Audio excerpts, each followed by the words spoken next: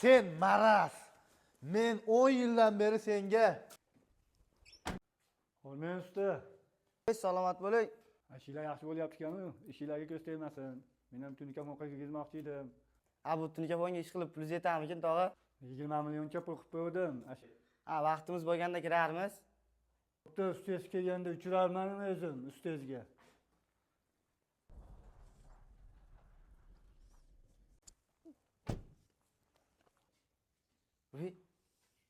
Ey yigitlar.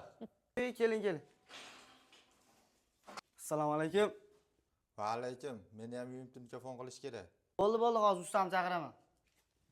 Usta, siz shu yerdamidingiz? Sen maras. Men 10 yildan beri senga shuni o'rgatganmidim.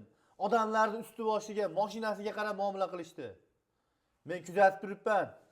Damasda kelgan odamga qanaqa muomala qilding-yu, qimmat mashinada kelgan odamga qanaqa muomala qilding? Siz shuncha yilgi mehnatim. Senga shuncha hunar o'rgatibman-u, lekin muomalani, odob, axloqni umuman o'rgatmabman. Ayb o'zimda. Bugundan boshlab endi senga nafaqat hunarni, odob, axloqni ham senga bugundan boshlab o'zim senga shaxsan o'rgataman. Tushundingmi? Har bitta kelayotgan odamga ko'ngildan chiroyli muomala qilgin. Usti boshiga qaramagin, mashinasiga qaramagin. Faqat assalomu alaykum deb chiroyli muomala qilib, ishlari bo'lsa, qanaqa ishi bo'lsa ham kirib ishini bitkazib berishga harakat qilgin. Usta inson qo'li gul bo'ladi. Birovlarning uyida mehnat qilib duosini oladi. Tushundingmi? Tan olinglar ustalar, shunaqa shogirdlar ham yo'q emas.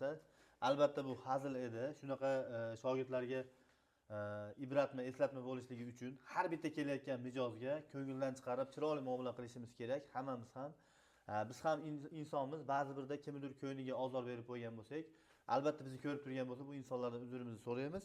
Xudo xolasa, Tunikafon xizmatlari bo'lsa, bemalol aloqaga chiqaverasizlar. Qo'limizdan kelgancha xizmatinglarni chiroyli qilib beramiz. To'g'rimi shogird? To'g'ri.